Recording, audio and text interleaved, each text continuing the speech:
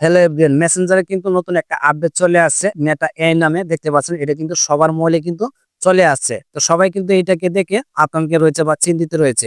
মেটা এই অপশনটা আসলে এটা কি আমাদের জন্য ভালো নাকি খারাপ, আর এটা দিয়ে কি কাজ করা যায়? তো বন্ধুরা, আজকে আমি এই ভিডিওতে এ টু জেড ভাবে স্টেপ বাই স্টেপ বুঝিয়ে দেবো কিভাবে আপনারা এই মেটা এই সম্পর্কে জানতে পারবেন। তো আমি যদি মেটা এআই এর উপরে ক্লিক করার পর দেখতে পাচ্ছেন এরকম ওপেন হয়েছে মেসেঞ্জারের মতো, যেরকম আমরা মেসেজ করি একজন আরেকজনকে, সেম ভাবে এখানে ওপেন হয়ে গেছে।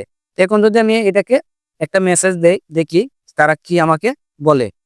তো দেখতে পাচ্ছেন আমি এখানে লিখেছি ফেসবুক পাসওয়ার্ড কিভাবে চেঞ্জ করব, জাস্ট এটাকে আমি সেন্ড করে দেব, দেখি তারা কি বলে।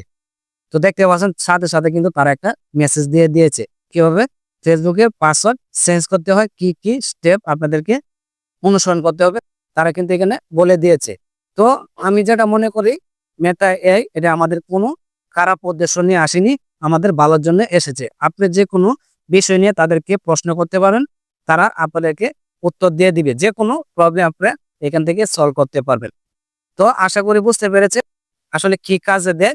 তো এই মেটা এআই দিয়ে আপনারা সম্পূর্ণ কিছু জানতে পারবেন। আবার ফেসবুক, ইউটিউব বা যে কোনো জিনিসের বিষয়ে জানতে হলে আপনারা এখানে মেসেজ দিয়ে জানতে পারবেন, তারা ওর সাথে সাথে আপনাদেরকে উত্তর দিয়ে দিবে। তো আশা করি বুঝতে পেরেছেন, এভাবে আপনারা মেটা এআই ইউজ করতে পারবেন।